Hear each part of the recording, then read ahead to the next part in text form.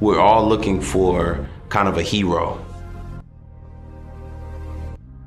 I didn't have a strong sense of identity, and I would overcompensate my insecurities by finding ways to be accepted.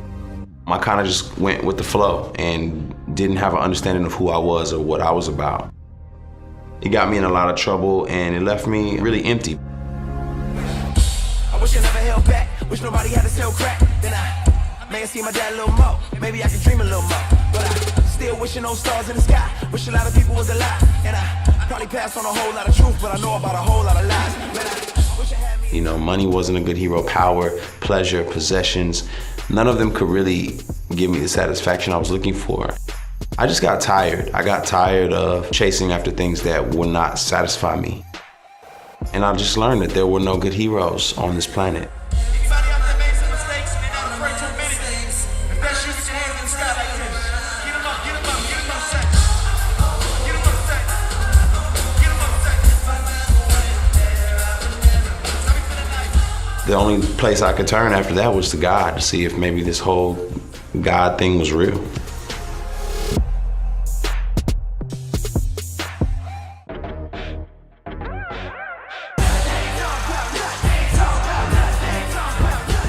You know, and you start running this race and you're still insecure and you think, oh, well, I gotta have this and then I gotta have that. It becomes a contest.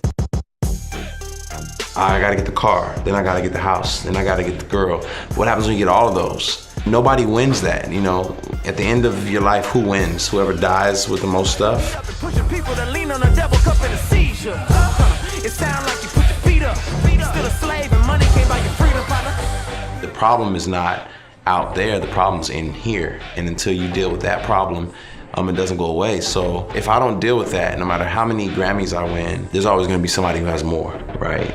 Regardless of how much stuff you have, none of it fits in your coffin.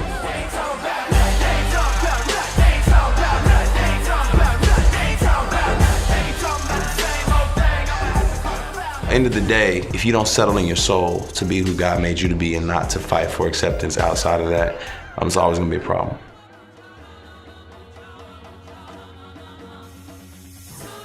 For Western culture, we don't really have any rites of passage. So if I go to Kenya in Africa, the Maasai warrior, they send the boys out, they go kill a lion, and if they make it back, they're men.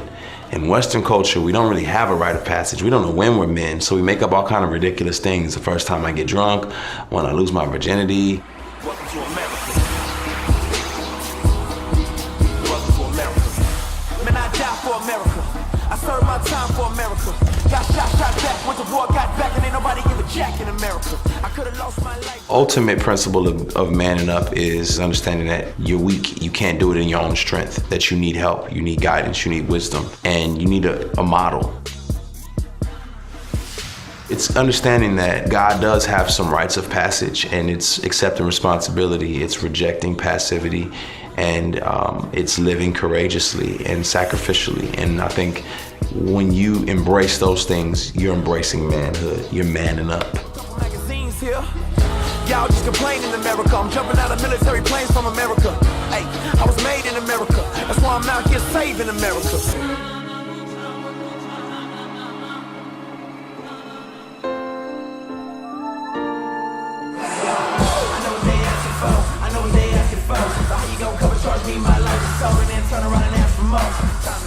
Regardless of how messed up you are, how low you are, you were made in God's image. You were created fearfully and wonderfully. You matter, you have meaning, you have purpose, and you're loved infinitely. To live in that reality and to understand that it's not about trying to fix yourself, it's about being honest with yourself and saying, I don't have it together, I am weak, and I need God, I need people, I need a community to keep me consistent and to help me grow and to be the person that I am, you know. And that's the beauty of just having friends, you know. You want to be around people who are there to help you become who you're supposed to be. Depend on other people, don't try to do this alone, don't be a lone ranger.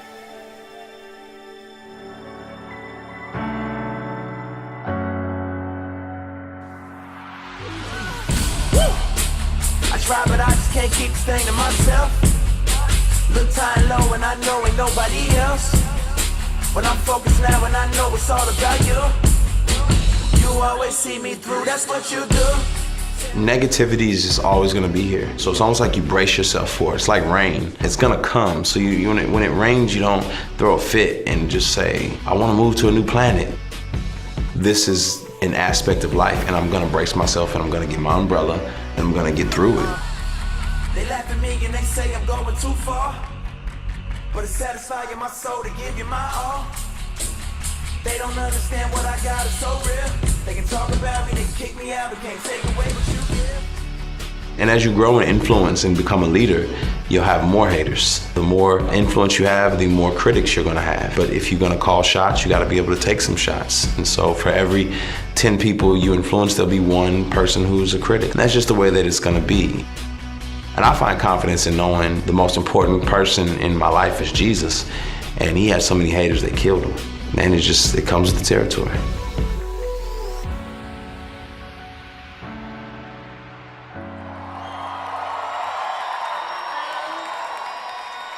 Say I won't.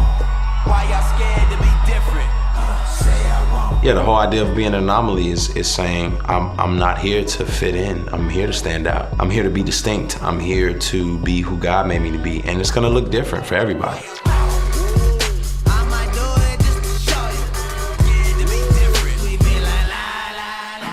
But all in all, we're going to be who we were created to be. And we're all different, and we need each other because we don't have all the strengths, and we're all full of weaknesses. And this is who I am. And I can't be you, and you can't be me, and that's okay. What's going on? This is Lecrae, and right now you are watching This Is Me TV. Did I get that right?